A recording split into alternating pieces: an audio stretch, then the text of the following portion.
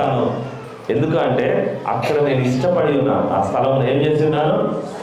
ఈ స్థలాన్ని కూడా దేవుడు ఏం చేశాడు? ఇష్టపడి ఉన్నాడు. అవునా? ఇష్టపడ్డా లేదా? ఇష్టపడ్డాడు. కాబట్టి ఈ యొక్క స్థలమును, పల్లెటూరు గొప్ప విషయం కాదు, అంతకన్నా గొప్ప విషయం. దేవుడు నడిపేది ఎలా ఉంటుందంటే నిన్ను నన్ను పిలుచుకొని నడిపిస్తాడు. ఆ రోజు బెత్లెహేము అనే ఊరికి దేవుడు మాట ఇచ్చాడు, నేను పుడితే నీ ఊరిలోంచే పుడతా. ఎక్కడ? ఆయన ఊరు బెత్లెహేము కాదు, ఆయన ప్రాంతము బెత్లెహేము కాదు. ఆయన ఎక్కడో నివసించి, ఆ తల్లి మరియాను యేసేపు గారు ఒక దేశంలో నివసిస్తున్నారు. వివాహం అయింది. ఆయన దేవుని ద్వారా పరిశుద్ధాత్మ దేవ గర్భం పొందుకున్న తర్వాత దేవదూతల మాటను బట్టి వివాహం అయిన తర్వాత వాళ్ళు ఏదో ఒక ఊరిలో నివసిస్తున్నారు, బయట దూర ప్రాంతం. కానీ అక్కడ గమనించండి, దేవుడు మాట ఇస్తే మాట తప్పడు.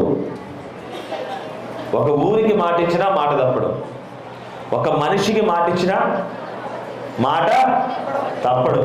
యెషయా అనే ప్రవక్త రాస్తున్నాడు, యూదా బెత్లెహేమా, నువ్వెంత మాత్రమును తక్కువైన దానివి కాదు. ఎందుకంటే నీ నుంచి ఈరోజు రక్షకుడు రాబోతున్నాడు అని వాక్యం చెబుతాం. మొదటి వాక్యం, నీ నుంచి రక్షకుడు జన్మించబోతున్నాడు. ఏ రక్షకుడు? లోక రక్షకుడు. గట్టిగా తెలుసుకుందాం. ఏ రక్షకుడు? లోక రక్షకుడు. ఎంతమంది లోక రక్షకుడు తెలుసు మీకు? రక్షకుడు అనగానే రక్షించేవాడు అని అర్థం. రక్షకుడు అంటే ఏంటి? అయితే మీ అందరికి కూడా ఒక విషయము, దేనిలోంచి రక్షిస్తాడు రా? దేనిలోంచి రక్షిస్తాడు? దేంట్లోంచి రక్షిస్తాడు? చదువుదాం ఇంకొక మాట. వారు అక్కడ ఉన్నప్పుడు ఆమె ప్రసవ దినములు నిండిన గనుక తన తొలిచూలు కుమారుని కని పొత్తి గుంటలతో చుట్టి సత్రములో వారికి స్థలము లేనందున. ఏం లేదంట? స్థలము లేదు. ఎక్కడ స్థలం లేదు? సత్రం లేదు. సత్రం అంటే ఏంటమ్మా? ఎంతమంది తెలుసు? ప్రతి ఒక్కరు కూడా పశువుల పాక అని తయారు. ఆ పశువుల పాకని ఎక్కడ రాస్తుంది అనేది ఎవరికి తెలియదు. ఈ వాక్యము ఎక్కడుంది అనేది తెలియదు. అదే మీకు ఈ వాక్యాన్ని చూపిస్తున్నా. ఏదైనా సరే బైబిల్ ద్వారానే మనం చేస్తున్నాము. ఆ పశువుల పాకలోకి అసలు దేవుడు ఎందుకు వెళ్ళాల్సి వచ్చింది? సత్రము అంటే లాడ్జులు ఖాళీ లేవంట ఊళ్ళో. అందరు బంధువుల్ని పిలుచుకున్నందుకు బంధువులకి ఇల్లు కూడా ఖాళీ లేవంట. ఏ మాత్రమో ఖాళీ లేదు. జనసంఖ్య పిలవడం అంటే ఎక్కడెక్కడో ఊళ్ళోకి వెళ్ళిన వ్యాపారాలు, రకరకాల పనులు చేసుకునే వాళ్ళందరూ కూడా తగిలి అందరూ కూడా ఎక్కడికి వచ్చారు? ఆ ప్రాంతానికి వచ్చేసారు. కానీ ఆ ఊరంతా టైట్ అయిపోయింది. ఎక్కడ ఖాళీ లేదు, ఎక్కడ కూర్చోడానికి స్థలం లేదు, ఏ మాత్రమో ఎక్కడ ఉండడానికి స్థలం లేదు. అటువంటి పరిస్థితిలో ఆయన జనసంఖ్య రాయాల్సి వచ్చింది. యోసేపు గారేమో చిన్న నిండు గర్భిణిని తీసుకొని ఆ యొక్క ఊరికి రావడం జరిగింది. పాపం గర్భిణీ స్త్రీకి నిండు గర్భిణి అంటే ఎంత కష్టమో అవునా కదా? ఎవరికి స్థలం లేదు? ఎవరికి స్థలం లేదు? నీ దేవుడు. ఎవరి దేవుడికి? వినపడట్లేదు, నాకు చూపించండి కనీసం. నీ దేవునికి నా దేవునికి ఉండడానికి స్థలం లేదు. సరే, ఈ రోజు ఉందా? ఈ రోజైనా ఉందా? ఉందామా? ఎంతమంది దగ్గర స్థలం ఉంది దేవుడిని ఉంచుకోవడానికి మనసులో? అంతేనా? నాకు నిజంగా చెప్పగలరా? ఆలోచించి చెప్పండి. ఎందుకంటే నేను ఎక్కువ చెప్పను, ఈరోజు క్రిస్మస్ కాబట్టి తక్కువగానే చెప్తా. స్థలం ఉందా మీ మనసులో? లేదనిపిస్తుంది. లేదనుకుంటా. ఎందుకంటే ఆ స్థలం గురించి ఒకసారి ఆలోచించండి. మీరు నీ మనసులో ఉన్న ఆలోచనలు ఎన్నున్నాయి? ఆశలు ఎన్నున్నాయి? చేయాలనే కోరికలు, పనులు ఎన్నున్నాయి? ఉన్నాయమ్మా? ఎన్నున్నాయి? లెక్క పెడదామా?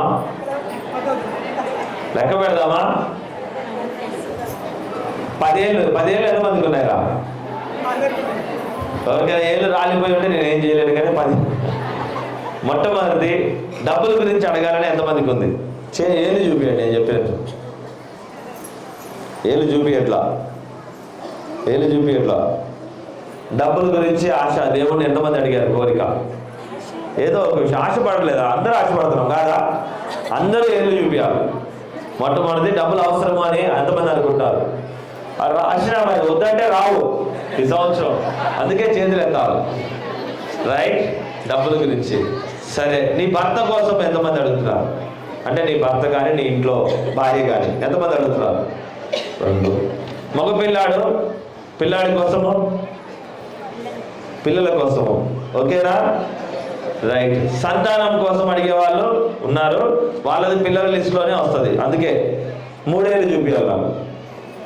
రైట్, 3 కోరికలు అయిపోయాయి. 4వ కోరిక ఇల్లు, మంచి ఇల్లు కట్టుకోవాలనుకునే వాళ్ళు.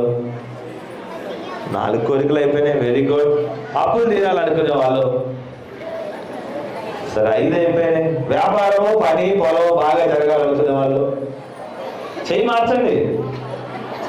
6 అయిపోయినాయి. సరే, మనకి చెడు చేసేవాళ్ళు కూలిపోవాలి అనుకునే వాళ్ళు, వాడు పని చేయకుండా ఉండాలి. ఏది కనపడట్లా లేదా? మీకు చెడు చేసేవాడు బాగుండాలా? ఇంకా మిమ్మల్ని బాగుంది చెడగొట్టాలా? అవునా? 7 అయిపోయినాయి. సరే, ఈ సంవత్సరం కన్నా వచ్చే సంవత్సరం ఇంకా బాగుండాలనుకునే వాళ్ళు. 8 అయిపోయినాయి. Very good. ఇంకేం కావాలి? ఆరోగ్యం కావాలనుకునే వాళ్ళు. స్వస్థత, ఆరోగ్యం కావాలి. ఉన్నారా? రైట్, అయిపోయిందా? నెంబర్ లాస్ట్, కనీసము కలిసి వచ్చి ఒకేసారి 10 లక్షల రూపాయలు రావాలనుకునేవాళ్ళు. వద్దా? వద్దంటే చేతులు తెచ్చేయండి, కావాలని కూడా చేయొద్దండి. ఎవడో ఒక గవర్నమెంట్ ఏదో ఒక ఖాతాలోకి ఏదో ఒక డబ్బులు ఏదో ఒక వ్యాపారంలో కావాలనుకుని చేయొద్దండి, వద్దనుకున్నారు.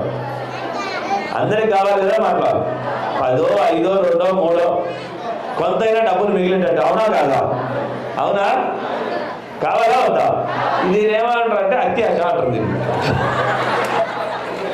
దీన్ని ఏమంటారు? మనిషికున్న 10 ఏళ్ళు ఖాళీ లేవు, దేవుడికి స్థలం ఏడుంది? అర్థమవుతుందా? ఇది మనసులో ఉన్న, మన గుండెలో ఉన్న 10 గదులు అనుకోండి. 10 గదులు 10 కూడా ఏమైనా నిండా రకరకాల ఆలోచనలు ఉన్నాయి, రకరకాల పనులు ఉన్నాయి.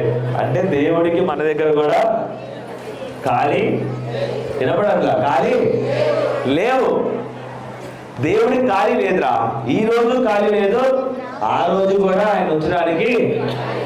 మనిషికి ఖాళీ లేదు, కానీ పశువులకు మాత్రం ఖాళీ ఉంది. చూడండి, ఇక్కడ ప్రతి ఒక్కరూ ఆలోచించాల్సిన విషయము.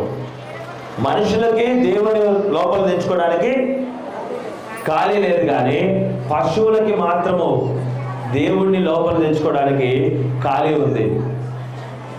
ఆ యొక్క జంతువులన్నీ కూడా, మూగ జీవాలన్నీ కూడా, అయ్యా నువ్వు అక్కడ జన్మించొద్దు, మా దగ్గర జన్మించు అని చెప్పేసి ఆశపడతా ఉన్నాయి గట్టిగా. దేవుడు ఎందుకు అంటే మీరు గమనించండి, మనుషులంతా కూడా పరలోక రాజ్యం వెళ్తారో తెలియదు, కానీ జంతువులు మాత్రం కంపల్సరీ దేవుని పని కోసమే వస్తున్నాయి, దేవుని పని కోసమే వారి కాలం ముగించుకొని దేవుని రాజ్యంలోకి చేరుతున్నాయి అనుకుంటున్నాను నేను. దేవునికి స్తోత్రం. ఎందుకు అంటే అవి ఎవరికి చెడగొడతాయా? పాపం వాటికి అంటుందా?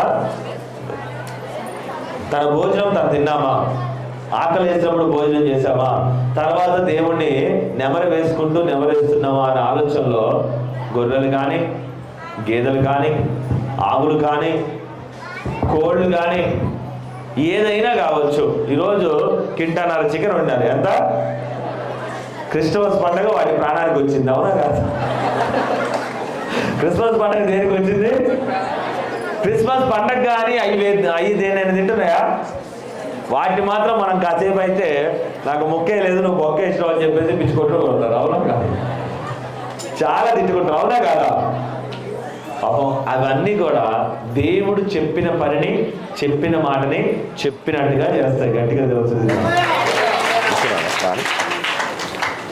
జంతువులు అన్నీ కూడా ఏం చేస్తాయి? దేవుడు పనిని, చెప్పిన పనిని చెప్పినట్టుగా చేస్తాయి. గట్టిగా తెలుస్తుంది. మరి మనుషులు మనం అలా చేస్తున్నామా? అవి దేవునికి స్థలం ఇస్తున్నాయంట.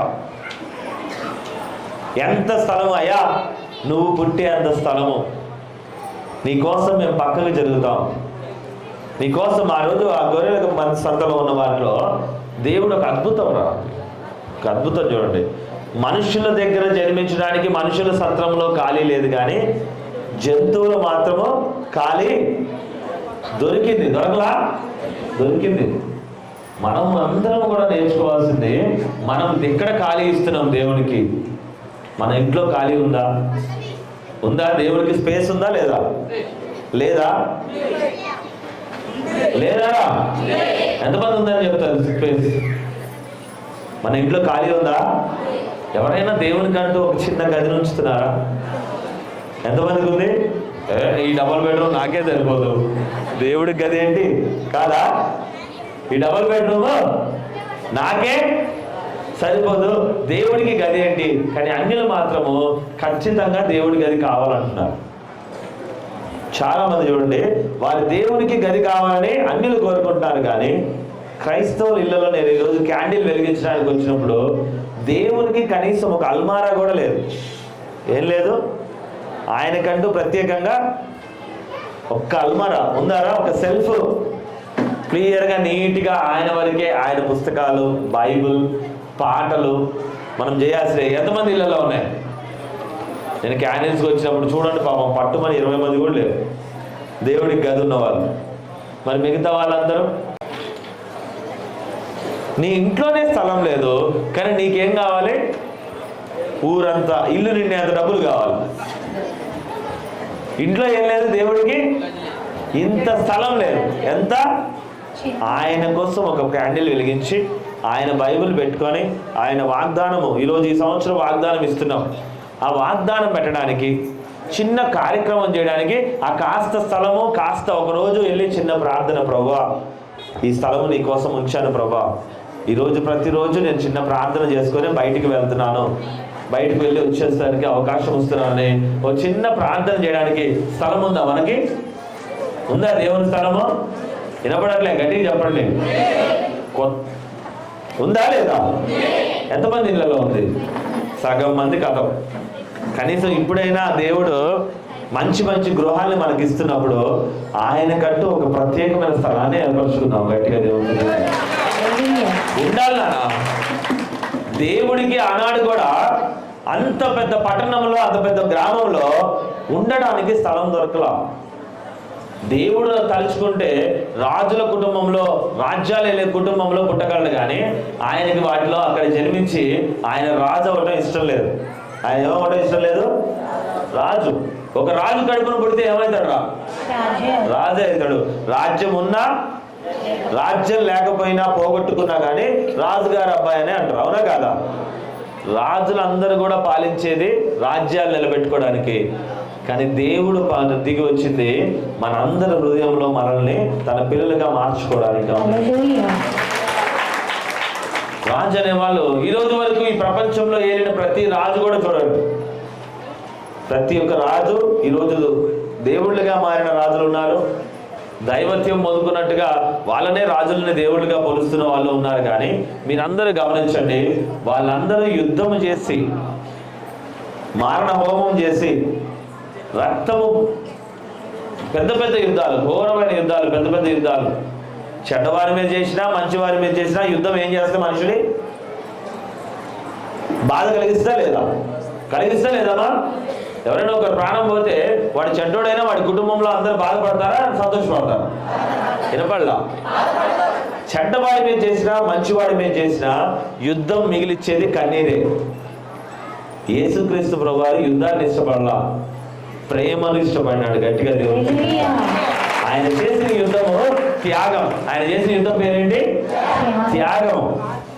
ఆయన రక్తమును చిందించి ఎంతో మందిని రక్షించుకోవడానికి చేశాడు. అది అపవాది పై యుద్ధం చేశాడు. గట్టిగా దేవుడు.